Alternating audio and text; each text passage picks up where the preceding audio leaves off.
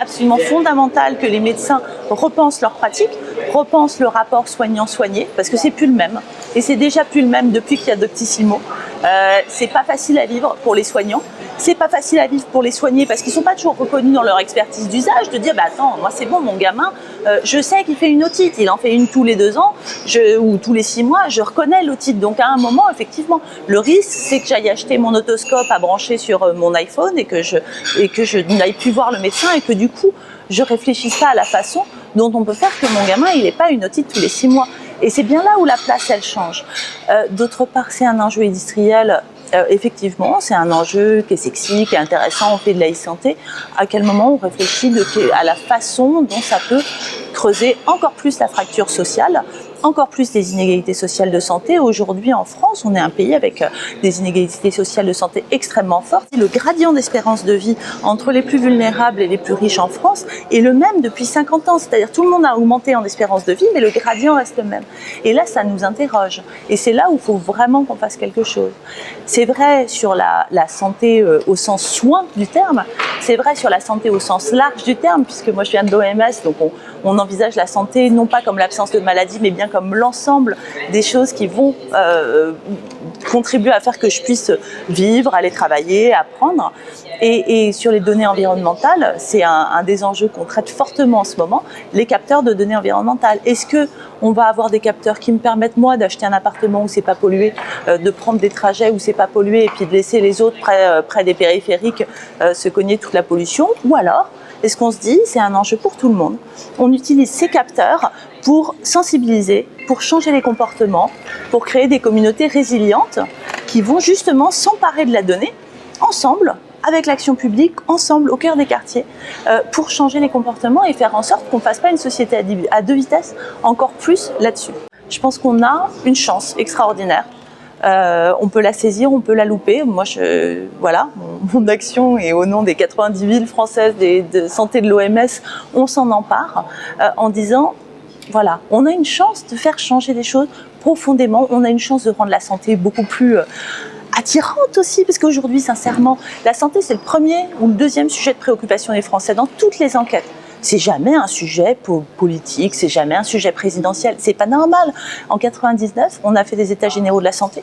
Il y avait plein de gens qui venaient, ça intéresse les gens. Mais il faut pas qu'on en parle en disant oh, « tu manges pas tes 5 fruits et légumes, tu vas mourir ». Ou il y a de la pollution, tu vas mourir. Ou ça coûte 100 milliards, ça veut rien dire. Il faut qu'on parle des gens, il faut qu'on parle de leur expertise. Eux, ils savent comment, dans leur quartier, ils savent où il faut mettre un parcours de sport. Il ne faut pas le mettre où nous, ça nous fait plaisir en tant qu'élus. Il faut le mettre là où les gens savent.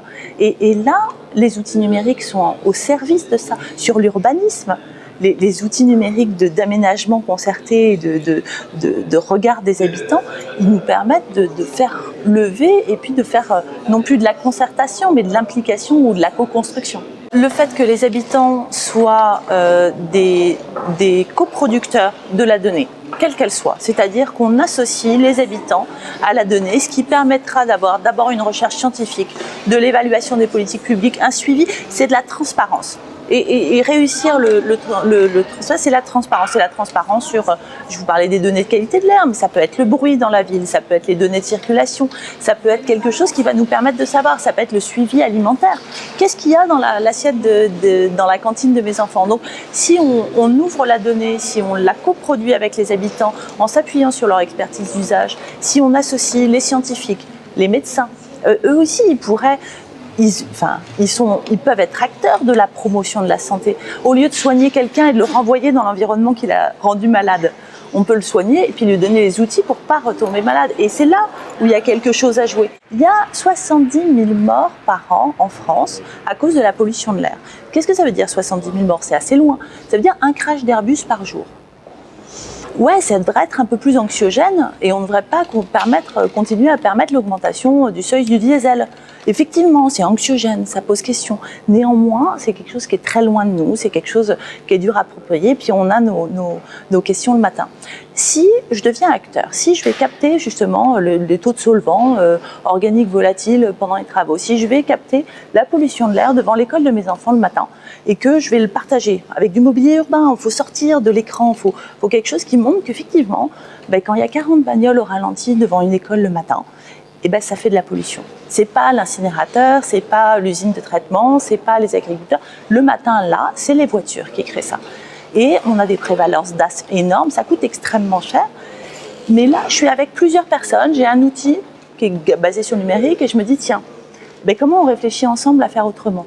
Est-ce que là, je ne peux pas mettre en place un pédibus? C'est là où c'est mon pouvoir d'agir. Mais c'est de la donnée que je comprends. Ce n'est pas quelque chose qui vient de là-bas où on me dit en Bretagne, c'est pollué. Moi, si on me dit en Bretagne, enfin, c'est pas ma rue, c'est pas ma vie, c'est pas mon enfant. Le numérique, ça peut permettre de s'approprier quelque chose et de pouvoir le changer.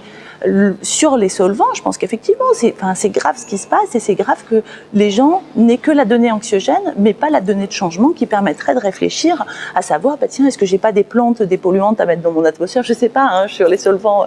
Est-ce que j'ai pas un travail à faire plus fort sur la VMC? Enfin, comment on traite ça et comment la ville se réempare? Comment vous alertez la ville pour qu'elle autorise peut-être à un moment donné dans ses arrêtés et qu'elle prenne sa place de pouvoir public? On le fait sur pas mal de travaux, de dire en tant que ville, ben là, il faut alerter les voisins. C'est indispensable. Les entreprises n'ont plus le droit de faire ce genre de travaux sans une vraie information.